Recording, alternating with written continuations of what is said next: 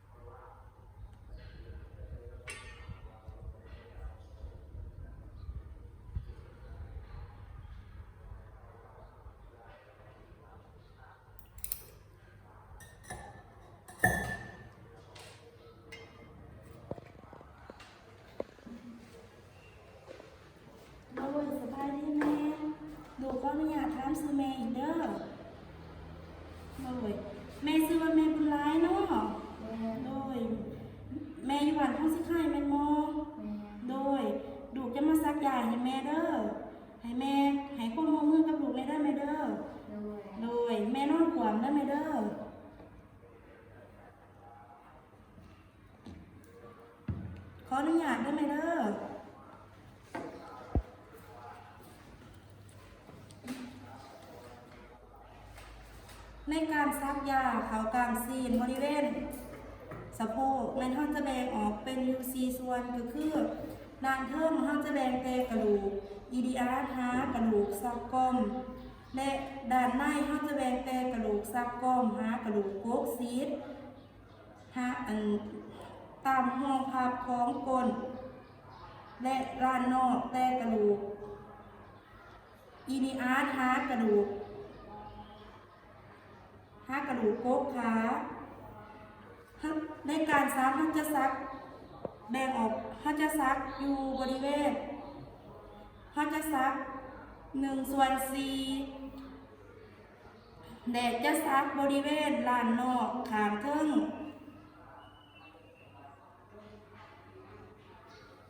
ขออนุญาตได้ไหมเด้อ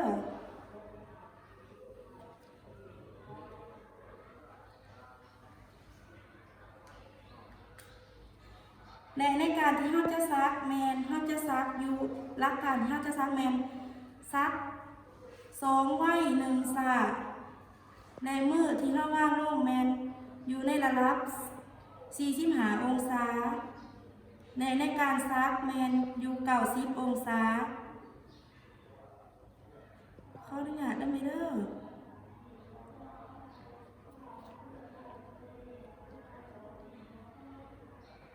ในการที่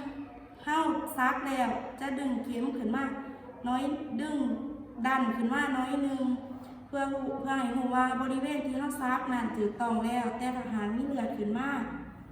แมนเข้าจะถอดเข็มออกทันทีและไปเปลี่ยนหัวเข็มจึงคอยมาซักใหม่หลังจากที่เข้าซักแล้วแมนให้เข้าดึงเข็มออกยางเลยได้แนวระเด้อไม่เด้อ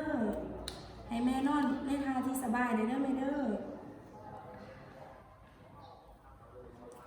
โดยแดดเลยเด้อแม่เด้อ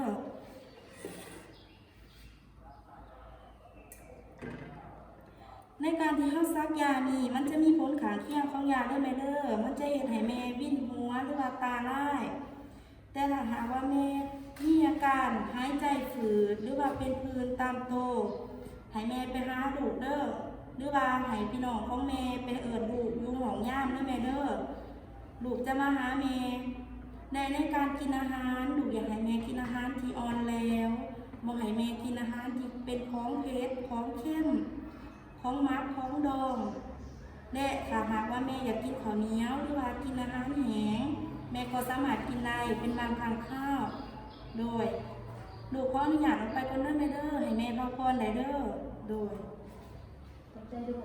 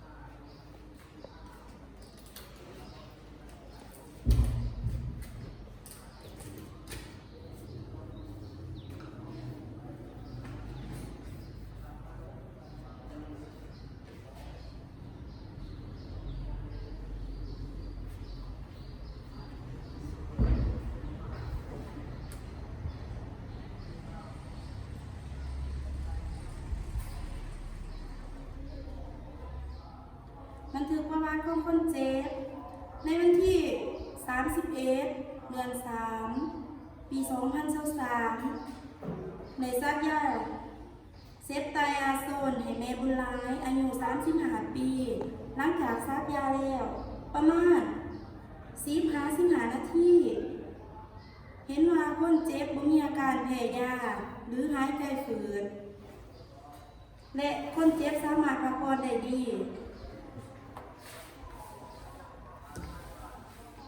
ขอขอบใจจ้ะ